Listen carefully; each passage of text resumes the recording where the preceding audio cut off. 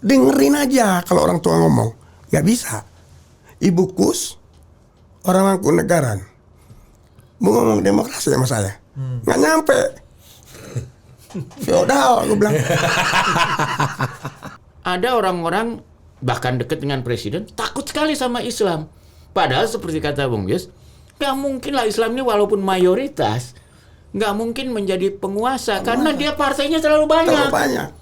Nah kalau ini bergabung Mas Yumi NU sekarang Islam menang tanpa diembel-embel yang ini, yang 10 partai yang lain, nomor 1 dia.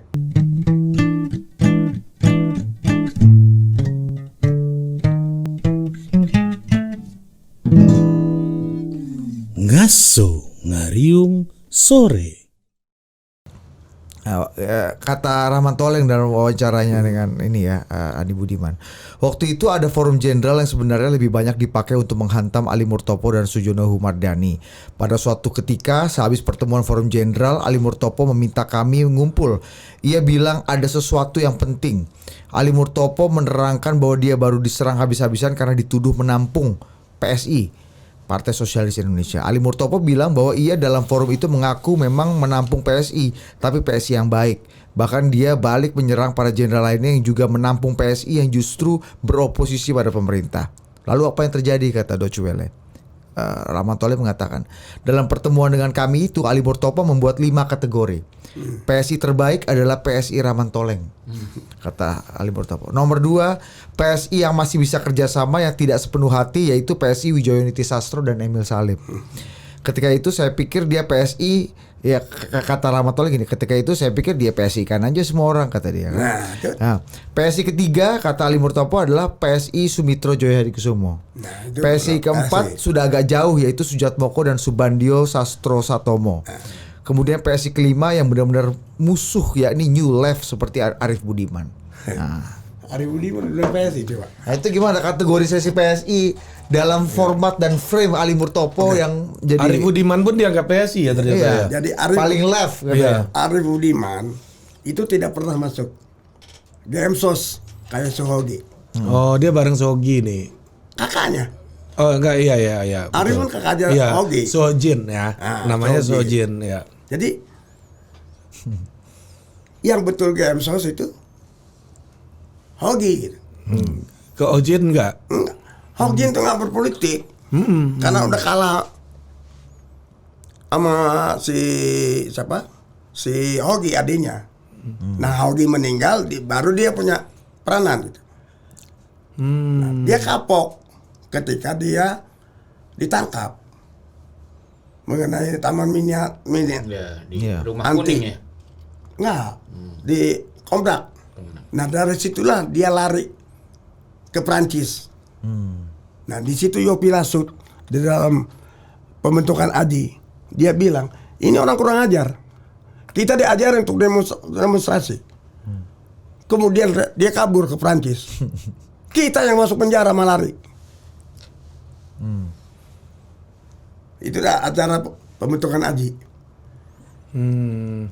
Arief juga harus gitu.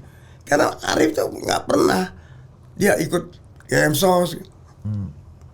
Tapi waktu itu kan gerakan golput tahun 71 itu kan Arief Budiman juga kan yang apa namanya? Bukan Arief Budiman aja, Yusuf AR. Iya. Nggak, yang kemudian kita kenal tokoh yang jadi bold lah, ada di puncak rantai makanannya. Marsilam. Marsilam juga.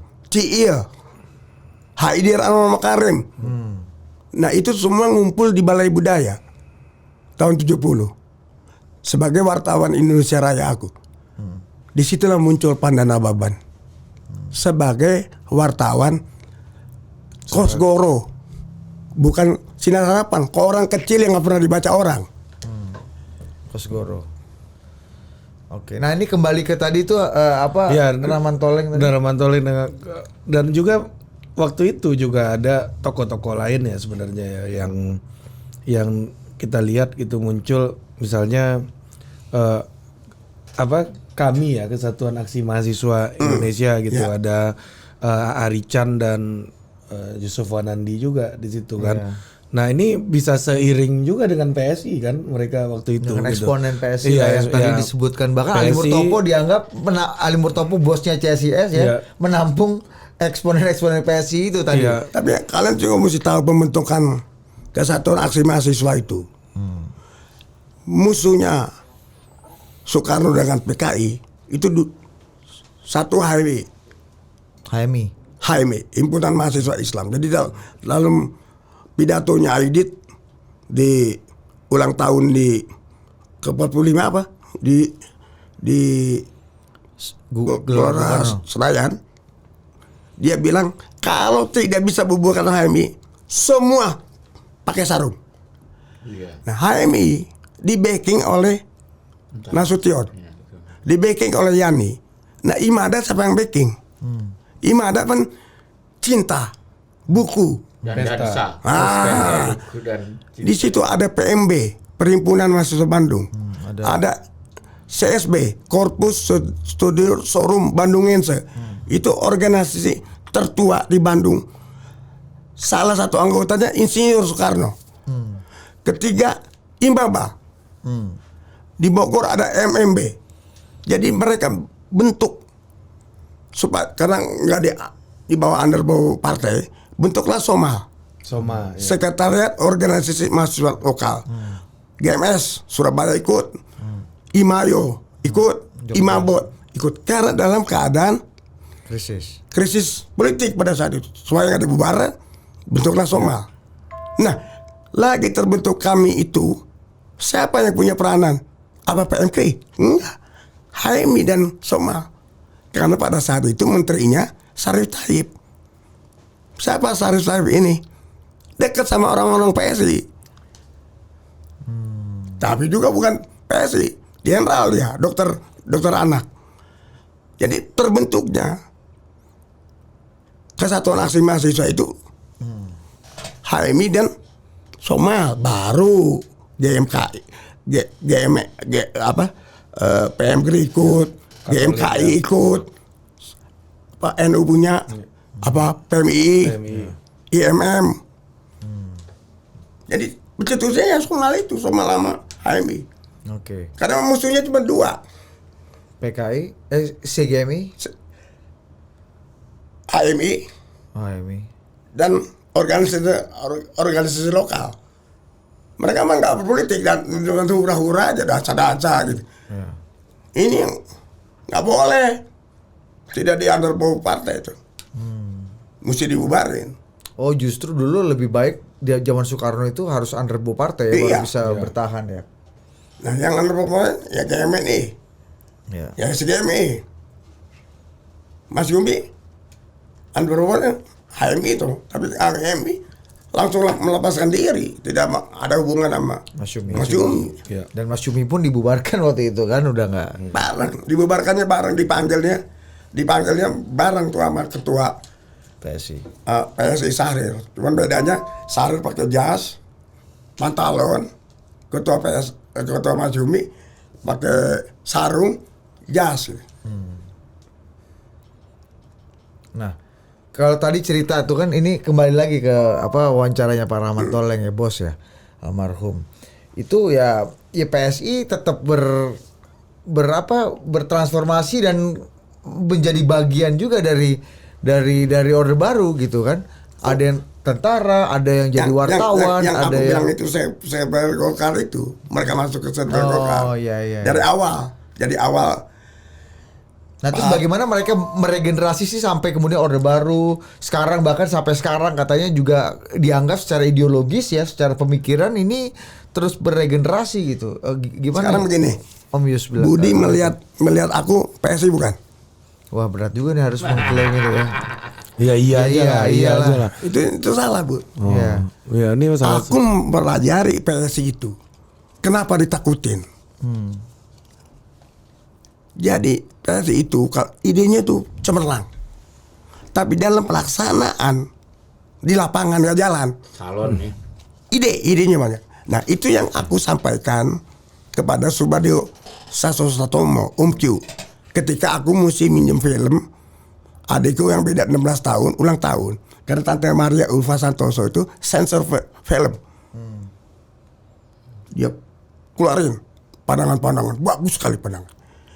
Tapi karena aku pinjam mobil dari Dokter Supandi Mukain, dokter pribadinya Sarir, anaknya injak-injak setengah jam Yus, mobil mau dipakai. Aku bilang, Om Q, pandangan Om Q itu bagus sekali. Tapi ada otokritik. Kok pelaksanaan di lapangan nggak jalan? Dan Om Q, apa yang terjadi? Ayah itu 5:30 pagi habis sholat subuh naik sepeda dia. Dari Jalan Gerisik ke Jalan Guntur pas 9. Mun, anak lu kerja apa dia? So tahu tuh anak.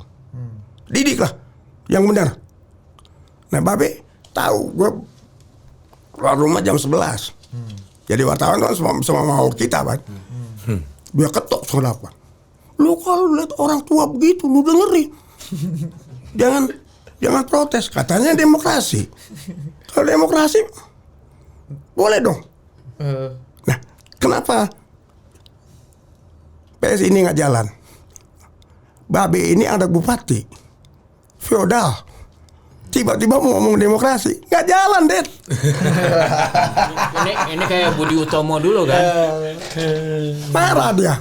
Nah, Pakai Belanda nih ya, bahasa Belanda. ya. Aku pikir udah selesai nih masalahnya. Seminggu kemudian aku dipanggil redaktur pelaksana Radio Indonesia Raya, Ibu Kustiniati Muhtar.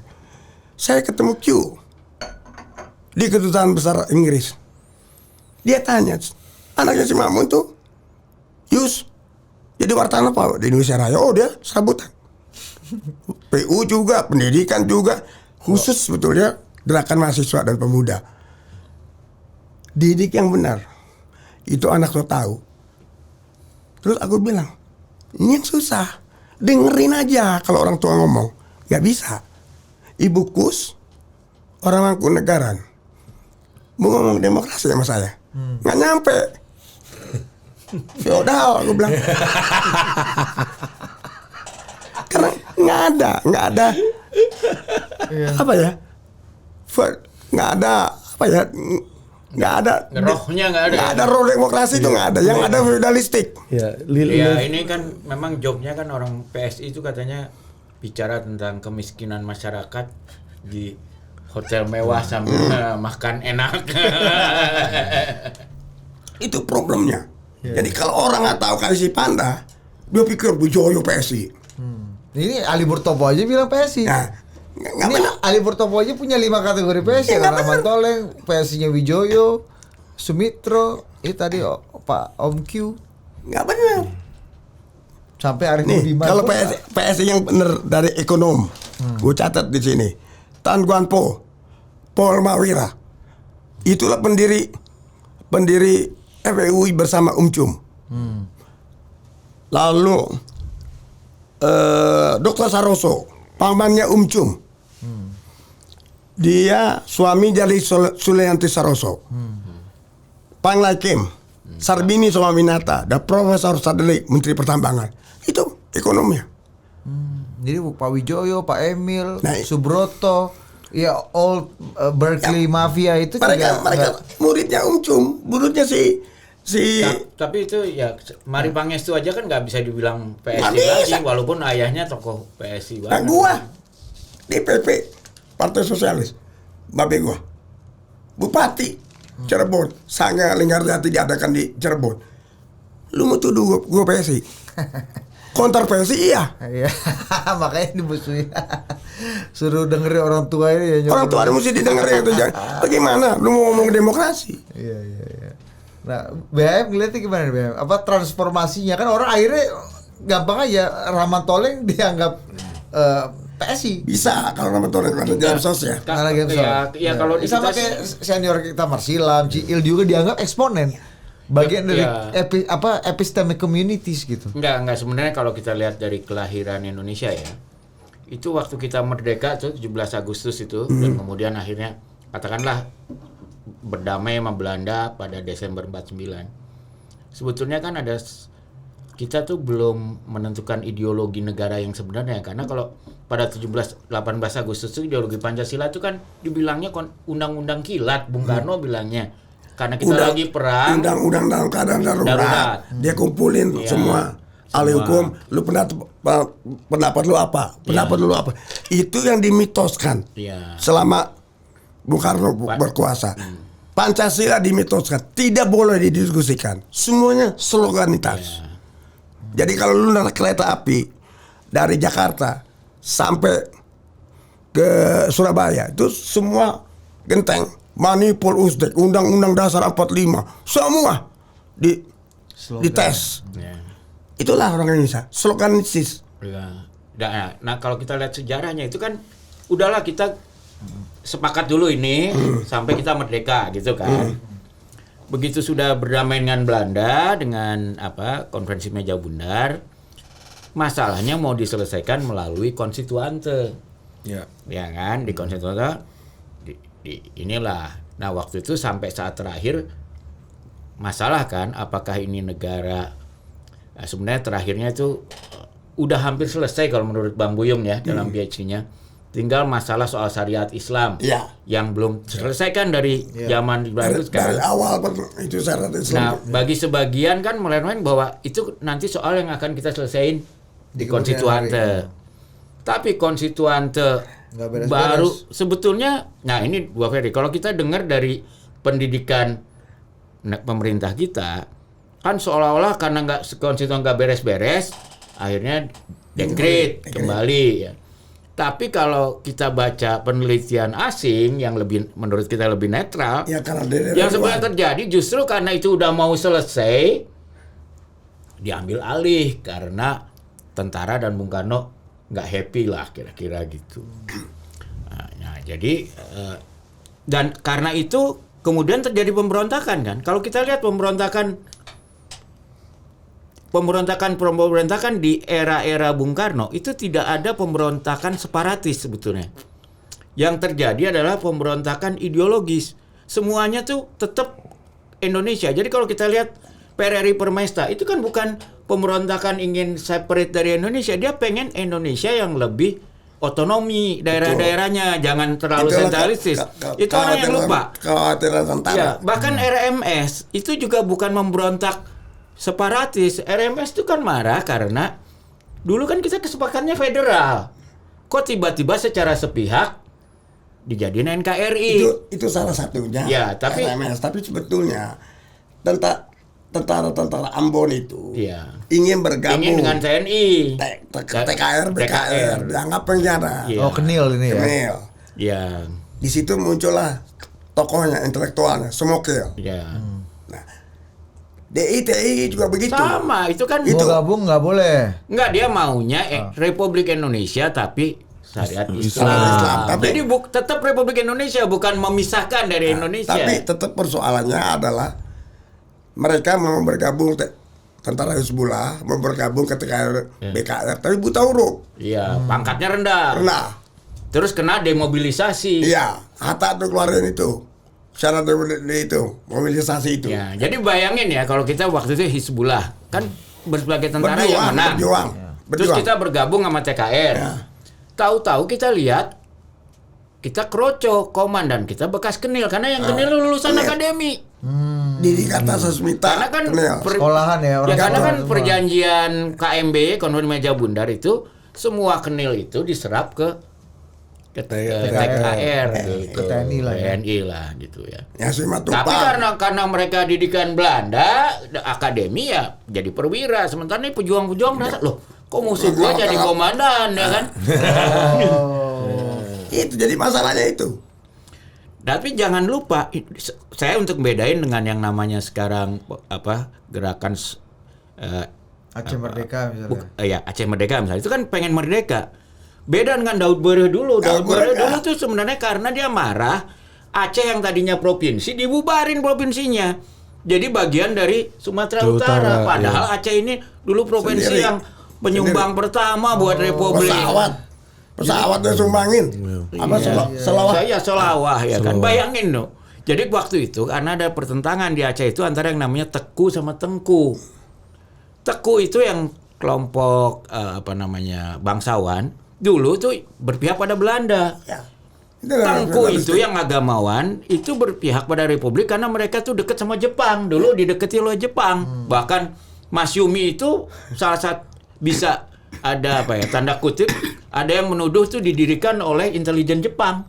Bisa, Ya, bisa. untuk melawan Itu Belanda. mesti dilihat lagi. Ya, jadi itu bukan jadi ada akar sejarahnya ya. Oh, jadi artinya konflik-konflik yang quote unquote separatis yang dianggap kita anggap separatis Oh, jauh bukan Bung Karno separatis. itu karena ini ya apa namanya ketidakselesaian Ideologi sesuatu di konstituante ini ya.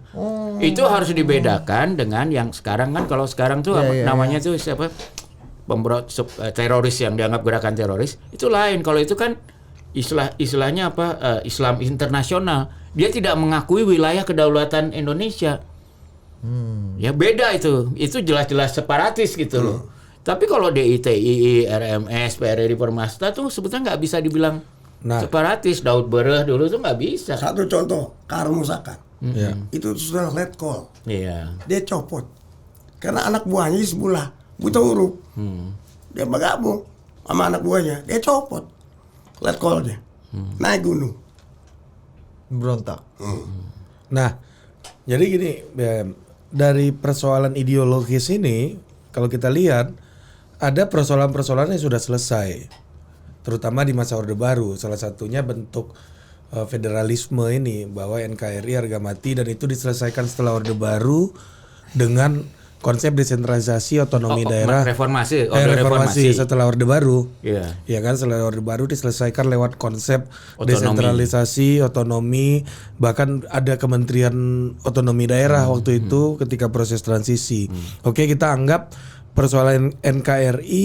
Enggak, jadi persoalan tunggu dulu. Ya. Sebetulnya persoalan otonomi itu persoalan yang menyebabkan terjadinya PRRI Permesta. Iya, betul. Itu dengan otonomi. Betul. Nah, tapi persoalan apakah Indonesia syariah? Nah, atau itu yang mau saya bukan, tanya. Itu kan belum selesai sebetulnya sampai sekarang. itu yang mau saya tanya. Ya, Soal kan? federalisme ini selesai. NKRI, Ya. kesatuan, Orde Baru bangun kekuatan yang sentralistis, kemudian reformasi, muncul gerakan separatis, diberi solusi otonomi daerah, desentralisasi, bahkan Papua dapat otonomi khusus sampai hari ini. Aceh juga. Dan Jogja. Jogja beres. Urusan itu dianggap kita bisa tutup Win-win, dulu lah. win-win ya. Tutup dulu nih kotaknya. Tapi soal agama dan negara ini, Ya, soal sekular dan ya, dan ini menjadi basis polarisasi kita juga sampai hari ini gitu. Itu belum selesai gitu. Ya. Selesai. Dan justru kita khawatir sekarang makin memuncak. Karena kalau dalam bahasa ABRI itu ekstrem kiri ekstrem kanannya sekarang bisa jadi buzzer. Namanya Kalau dulu kan NKRI. jumlahnya kecil. Ya, NKRI. NKRI. Jadi sekarang tuh celakanya yang di ujung ekstrem kiri dan ekstrem kanan ini dengan HP suaranya paling kenceng. Betul. Nah ya, dan akhirnya yang kanan yang moderat sini ngelihat kiri seolah-olah semua ekstrim. Yang kiri ini ngelihat kanan seolah-olah semua ekstrim. Sehingga tadi yang disebut ada orang-orang bahkan dekat dengan presiden takut sekali sama Islam. Padahal seperti kata Bung Yus, nggak mungkin lah Islam ini walaupun mayoritas nggak mungkin menjadi penguasa karena dia partainya terlalu banyak. Terlalu banyak. Ini contohnya itu tuh pemilihan umum 55 itu. Nomor 1 PNI, nomor 2 Masyumi, nomor 3 NU, nomor 4 PKI, nomor 5 Serikat Islam. Di bawahnya itu ada 10 partai lagi. Ada partai Termasuk tuh. PSI ya. Iya. PSI ada di bawah tuh ya. Di bawah. PSI nomor 6. Di bawah Serikat Islam. Nah, kalau ini bergabung Masyumi, NU, Serikat Islam Menang. tanpa diembel-embel yang ini, yang 10 partai yang lain, nomor 1 dia. Ya, tapi kan bisa bayangin nggak partai NU itu kan NU Heeh. dengan Masyumi kan sebenarnya lebih banyak Muhammadiyah. Apa bisa mereka bersatu? Iya. Nggak bisa. Menentukan lebaran Jadi aja kalau nggak orang- bisa Iya, sepakat, nah, menentukan lebaran aja nggak bisa sepakat. Bagaimana bisa punya? Orang udah pergi ke bulan masih dihitung-hitung gitu. Gimana? Makanya nggak. Gimana? Makanya Kemajuan teknologinya udah tinggi kok. Makanya saya kalau ditanya, terutama peneliti atau wartawan asing, Anda nggak khawatir syariah Islam? Saya bilang yang paling khawatir syariah Islam tuh NU sama Muhammadiyah dan kelompok Islam. Karena nanti kalau syariah Islam, syariah versi NU, syariah versi Muhammadiyah. Kalau sekarang tuh kan tidak diatur negara, jadi yang masing-masing bisa. Inilah bisa yang berlebaran hari ini, bisa Silakan belanja. aja, ya. Bayangin kalau itu jadi syariah. Ya. Kan yang satu ilegal lebarannya. Jadi keputusan negara Jadi kan? bukan hukum negara. Yang lebarannya beda dengan keputusan negara jadi ilegal. Belum lagi di Padang ada Naksabandia. Tiap lebaran selalu ada liputannya di semua TV saya lihat kan. Sudah berlebaran Naksabandia. Itu bisa dibilang ilegal, melanggar hukum. Nggak perlu ditakutin Islam itu. Nah, Karena Islam itu plural dia sendiri gitu loh. Ya. Nyor, kasih depan Nyor. Mikrofon nanti agak jauh. Ya. Jadi nggak perlu ditakutin mereka. Dirangkul aja. Karena Tapi kalau mereka ditekan, dimusuhi bersama, Mereka bisa bersatu. dan Bersatu. jadi kuat. Jadi satu warna ini ya, warna Jadi perlawanan. dari perlawanan. Orde Baru gimana? Dan Waktu itu yang dialami Belanda. Salahnya Belanda itu memusuhi Islam juga. Nah, ini yang menarik. Gak usah jauh-jauh zaman Belanda. Zaman Orde Baru kan ada masanya ketika itu Harto dengan rezimnya kan quote unquote diametral dengan kelompok Islam. Yeah. Baru kemudian agak rujuk setelah tahun 90 Yeah. ada Ijmi macam-macam segala macam. 2 wartawan Tempo ditangkap. Ya. Syarif Wahab Ya. sama Mansur Amin. Apa tuduhannya? Komando jihad. Ya. Gue kenal siapa Syarif Wahab. Nggak ada tuh ngomong-ngomong bikin komando jihad. Bahkan ketika dia keluar dari penjara, dia bukan pulang ke rumah gua. Kita satu kompleks di Perumnas. Yus, Tempo, PKI diterima di Tempo. Siapa bilang? Si Martin Aleda tuh PKI Yus, wartawan. Nah, Bintang Timur Yus. Lu tahu dari mana? PKI yang bilang. Gue sendiri gak tahu dia PKI. Nah, begitu. Dituduh komando jihad. Dia ketemu sama PKI. Jadi dapat bahan di dalam itu. Dan mereka tuh tidur cuma bisa begini. Iya. Nggak bisa berdiri, nggak bisa tidur. Jadi harus di antara dua posisi itu. Duduk. Itu dulu namanya di penjara tuh sayap ekstrim Eki sama sayap Eka. Ekstrim kiri sama ekstrim kanan di penjaranya. Nah, contohnya lagi Om Q tuh. Ketika malari, dia masuk. Munir PKI bilang, dukung aja lu Soeharto, sekarang lu masuk lagi. Padahal Sama-sama di penjara nih Iya. kondisinya ya. Padahal mereka ini ketemu di Patuk tuh, PKI agak lama di dalam ini kan. di rumah Marsis. Saya tuh Munir, masuk lagi dukung aja Soeharto.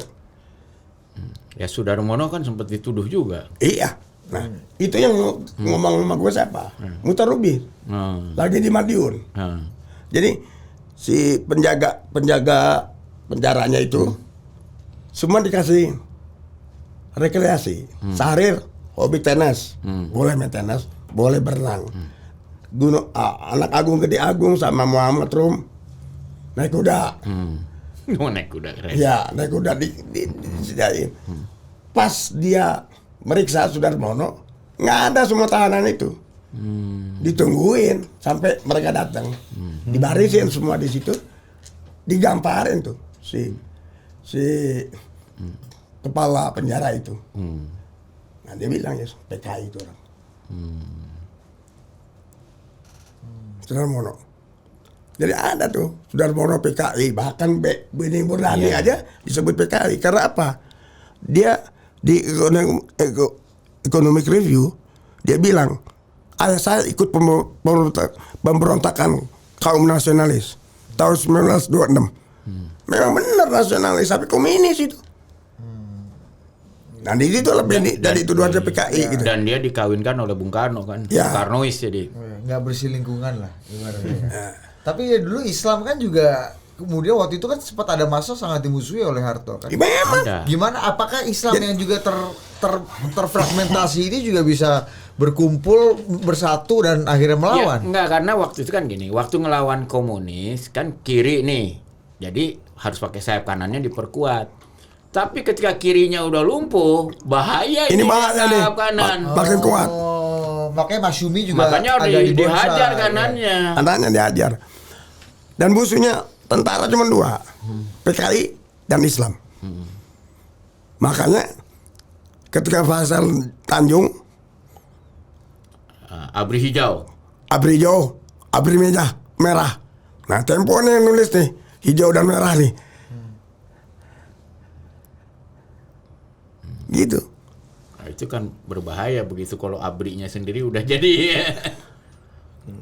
Tapi itu sebetulnya reaksi karena yang ABRI hijau itu muncul karena merasa ABRI merahnya udah terlalu ekstrim. Dan di Merah putihnya. itulah ya, di quote unquote didiskriminasi lah ya. Enggak, jadi itu yang membuktikan Ditekan. gitu. Islam di Indonesia itu kalau tidak dimusuhin nggak akan pernah jadi ancaman. Yo. Tapi begitu dia dimusuhin ada hantam, Ditekan. berkabung dia. Itu juga yang terjadi dengan 212 mungkin. Iya, iya benar. Nah itu satu contoh ya, 212. Semua teman-teman di Kristen takut. Gue bilang coba lu bikin demo jutaan orang, nggak akan terjadi apa-apa. Percaya sama gue, nggak ada terjadi itu. Dan itu kan terbukti. Jadi waktu 212 itu presiden kan mereka minta ketemu Presiden Jokowi, ya kan? Lalu semua Kapolri, Panglima TNI bilang jangan, berbahaya. Tahu-tahu datang Menteri Agama. Menteri ditanya sama Pak Presiden Jokowi, ini gimana? Aman Pak? Loh, gimana aman? Loh, mereka nggak musuhin Bapak, mereka musuhin Ahok. Udah keluar dari Jokowi, sholat bersama mereka, aman kan? Tapi yang lucunya pada saat itu, Resik pun mau deketin Jokowi, Rizik. Resik. Diginiin terus sama Wiranto. Iya, ada videonya tuh. Lu kan lihat kenapa?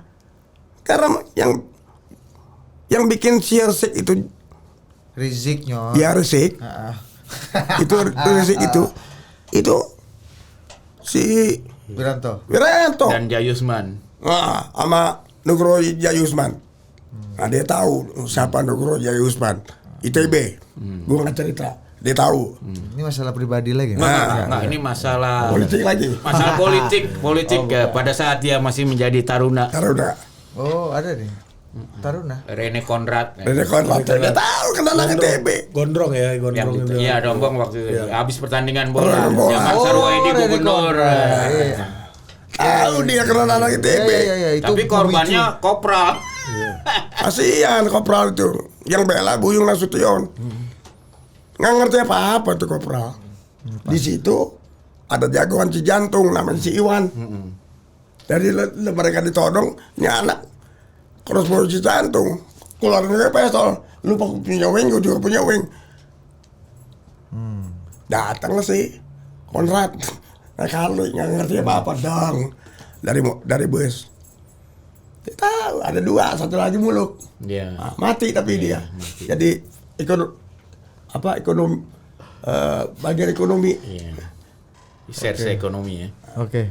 Kita sampai di penutup ini Nyor BAM. Nah, kasihlah hikmah dan kebijaksanaan untuk menutup dialog kita hari ini. Iya, sekarang pertanyaan paling prinsipil. PSI sekarang masih ada apa enggak? PSI yang dulu kemudian bertransformasi, Nggak ada. beregenerasi nggak sampai sekarang? Nggak ada. Secara nggak ideologi, ada. Kalau secara- secara partai nggak ada. Tapi menurut aku boleh dibilang dari semua aktivis kampus yang dasarnya bukan primordial, itu sebetulnya relatif bibit-bibitnya PSI sebetulnya kan. Nah kalau Rocky Gerung mau disebut PSI. Oh, iya. Nah, Karena gimana? Rocky gimana Nyor? Karena gurunya Rahmat Toleng. Gurunya Silam. Gurunya Ciil. Terus lu sebut PSI? Enggak. Rocky gimana Rocky? Enggak. Ya mungkin dia Tapi susah ya, karena menurut saya jangankan sosialis ya. Maksud saya yang namanya komunis di Cina aja kan nggak bisa kita bilang komunis lagi sebenarnya. Kalau secara Ideal ekonomi ya, sangat sama kapitalistik. kapitalis. Nah, Bahkan perbedaan kemiskinan dan kekayaan di Cina sekarang lebih gawat daripada di Amerika, mbahnya kapitalis. kemana kapitalis? Nah, jadi maksudnya ya Kalau susah. saya terus terang aja, nggak ada PSI. Ya, jadi kalau Panda bilang PSI itu menikmati Orde Baru itu nggak betul. Kita hidup susah. Apalagi kalau lihat Pak Sarbini Ya. Kita hidup susah berarti PSI juga kan. Ya, kita hidup susah. Kenapa hidup susah? Ya, salah contohnya Dayino, Om Tobing, buat makan sehari-hari aja nggak punya. Dia ngelihatnya Wijoyo, apa ada tetesan. ke anggota PSI nggak ada. Atau paling gampang lihatlah daftar 100 orang terkaya. PSI-nya ada nggak? Nah, kalau dia mau tuduh, ada. Kalau dia mau tuduh, Siapa? ipar gua. Hamami tapi bukan PSI kan? Bukan. Dia bahkan bapaknya dokter Hamami itu Masyumi. Oh. Iya ya. Nah, tapi dia kawin sama kakakku PSI. Iya. Dianggap Nah, ketika dia karena berontak melulu di Angkatan Laut, diterima sama Sumitro di Indokonsul sebagai direktur. Oh, kenapa PSI. menantunya PSI? Nggak ada hubungan karena dia pinter aja cuma pakai gitu. Dan dia jadi caterpillar kan? Jadi ini ya anggapannya orang pinter baca buku sophisticated itu PSI ya, gitu Iya lah. gitu. Paling gampang Dan itu apalagi problemnya. apalagi nggak cuman ditambah gitu orang pintar baca buku ngomong tentang politik agak sosialis sedikit lah, membela rakyat kecil. kecil. Udah PSI deh. Ya. Susah. Pakai kemeja putih ya. Sambil dansa lagi kan? Kalau kemeja putih, karena melihat Marsila kemeja putih dokter, Iya. Hariman dokter, Hariman PSI nggak nyor?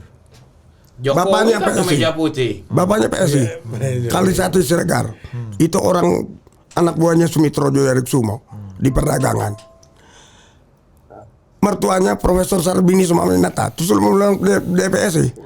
Nah, dia nggak kenal sama si Pentul, dia nggak kenal sama Tommy, kenal PSI buat dia Q, Sarbini, Anto, Lis.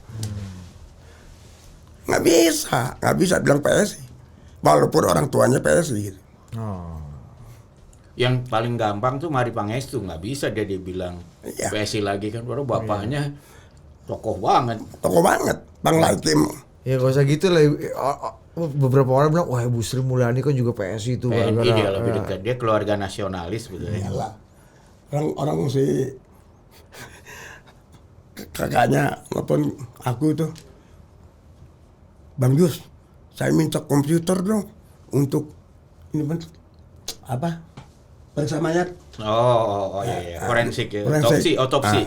Gua bilang lu salah minta sama gua. Lu minta sama Hariman tuh, dia punya duit.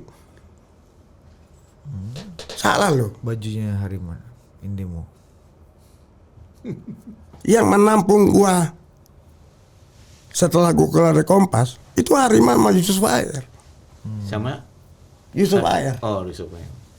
Nah lu tahu dong Yusuf Ayer. Orang kepercayaan siapa? Siapa? Prabowo. Prabowo. Kenapa Prabowo masuk ke Indonesia tahun 67 itu kayak Cinta Laura, bahasa Indonesia tapi slang Inggris.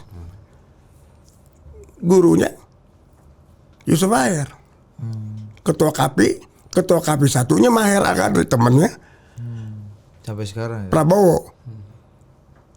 Dialah yang ngajar. Nah Yusuf Akhirnya kelas 2 SMA, tapi sorenya ngajar di BPSK di Tanah Abang, guru tata negara.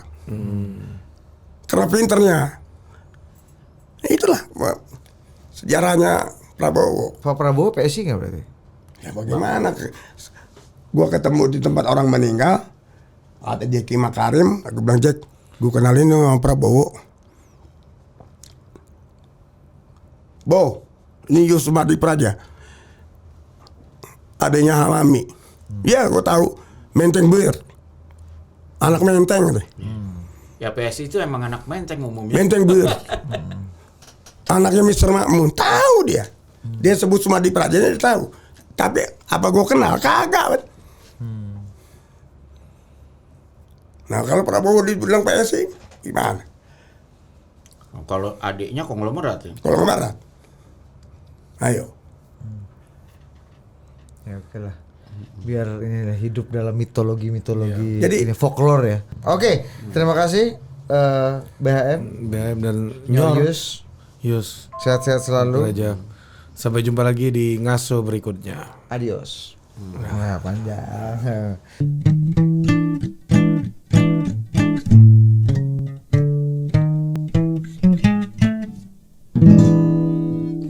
Ngaso ngariung sore.